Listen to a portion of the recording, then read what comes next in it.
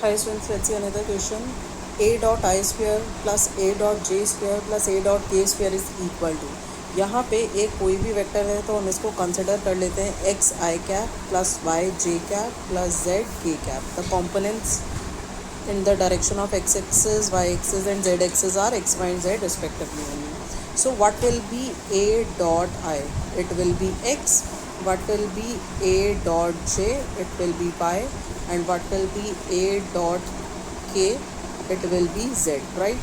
Now इन सबका square है, that means x square plus y square plus z square. वो पूछ रहा है किसके इक्वल है. ये क्या होता है मेरा x square plus y square plus z square होता है मेरा मॉड ऑफ ए का होल स्क्वायर. यहाँ पे आप देख सकते हो मैग्नीट्यूड ऑफ ए क्या होगा x square plus y square plus z square under the root. तो जब आप इसका स्क्वायर करोगे तो आपको यही मिलेगा. So what is your correct option है. Correct option is option D. Thank you. Hi students, let's see this next question now. Question number 17. Match list with list 2 items. यहाँ पे ऐसे क्वेश्चंस में आपको ऑप्शन सबसे पहले देखने की ज़रूरत है रादर देन द क्वेश्चंस. यहाँ पे आपको ए ऑप्शन में 4 दिख रहा है. ए इज़ मैच विद 4, तो मोस्ट लाइकली ऑप्शन ए या डी में से होगा. अब देखो ए इवैल्यूएट करने की ज़रूरत नहीं है. नेक्स्ट चेक करते हैं. B is match with second and here b is match with third. तो मुझे मोस्ट लाइकली बी इवैल्यूएट करना है. अगर बी मेरा सेकंड या थर्ड में से कुछ आ जाता है, यहाँ पे तो 4 है, तो मोस्ट लाइकली मेरा वही ऑप्शन है. तो सिर्फ एक इवैल्यूएट करेंगे और उससे आप अपना आंसर निकाल सकते हो. तो बी क्या है आपका y is equal to log e root tan x. ठीक है, रूट टैन एक्स का क्या मतलब है, पावर हाफ है, वो जो बाहर आ जाएगी लॉग टैन एक्स बचेगा. डेरिवेटिव की बात कर रहे हैं पाई बाय 4 पे, तो डेरिवेटिव क्या होगा इसका हाफ. लॉग टैन एक्स का डेरिवेटिव हो गया आपका 1 टैन एक्स, और टैन एक्स का फिर से क्या हो गया चेन रूल के अकॉर्डिंग सेक स्क्वायर एक्स. जब आपने यहाँ पे पाई बाय 4 पुट किया इसमें तो आपको क्या मिलेगा 1/2. टैन पाई बाय 4 की वैल्यू होती है 1 और सेक पाई बाय 4 की वैल्यू होती है √2, तो √2 का स्क्वायर. सो यहाँ पे √2 का स्क्वायर आपको 2 मिलेगा. 2 से 2 कैंसिल, आंसर क्या मिलेगा 1. So this b is matched with what, this second option. So b second मतलब आपका करेक्ट आंसर हो गया यहाँ पे ऑप्शन नंबर ए. आप चेक कर सकते हो. So this is your correct option, right. Thank you.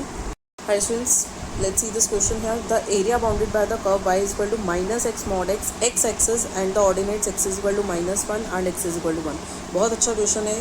y is equal to minus x mod x का क्या मतलब है, minus x into x for x greater than 0 and minus x into minus x for x less than 0. इसका क्या मतलब हो गया आपका y क्या फंक्शन हो गया, it is minus x square for x greater than equal to 0 and x square for x less than 0. ये आपका फंक्शन हो गया. तो ये आपके कैसे बनेगा इसका ग्राफ, लेट्स सी.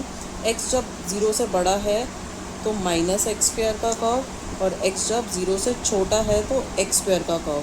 अब यहाँ पे हम देखते हैं ये x is equal to 1 line होती है, यहाँ पे x is equal to -1 line होती है. ऑर्डिनेट की बात कर रहा है वो, x is equal to -1 and x is equal to 1. X axis से bounded, that means this particular area and this particular area it is talking about. ये बिल्कुल सिमेट्रिकल कर्व्स होते हैं. तो अल्टीमेटली यहाँ पे ये आपका जो एरिया होगा वो ट्वाइस हो जाएगा इस एरिया के. तो हमें सिर्फ और सिर्फ एक पर्टिकुलर एरिया 0 to 1, हम सिर्फ ये वाला एरिया एवेलुएट करेंगे और ये वाला मुझे अपने आप मिल जाएगा. So required area will be 0 to 1 twice. किसका 0 to 1, ये जो कर्व है आपका वो माइनस एक्स स्क्वायर है, minus x square D x. यहाँ से ध्यान से देखते हैं -2 एक्स स्क्वायर का जो इंटीग्रेशन होता है वो x³ होगा 0 से 1, -2 as it is x³ put करेंगे 1 और 0, तो यहाँ पे मुझे 1/3 मिलेगा. सो आंसर क्या मिल रहा है यहाँ से -2/3. -2/3 यहाँ से मुझे आंसर मिल रहा है. What does that mean, area कभी नेगेटिव तो होता नहीं, हम इसको क्या करते हैं मॉड में लेके चलते हैं. तो आंसर क्या हो गया मेरा 2/3 square unit. So option b is the correct answer, right. Hi friends, let's see this question. X speaks truth in 60% and Y in 50% of the cases. तो अगर मैं X की बात मानूँ तो X के सच बोलने की प्रोबेबिलिटी है 60/100 और Y के सच बोलने की प्रोबेबिलिटी है 50/100, राइट.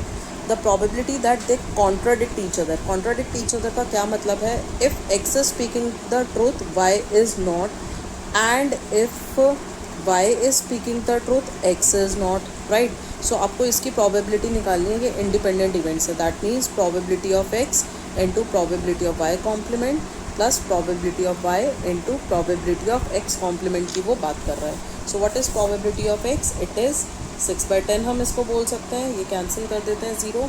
उसके बाद वाई कॉम्प्लीमेंट की probability it is 5/10 only, plus probability of y is 5/10 and probability of x complement is 4/10. So what is the answer hair?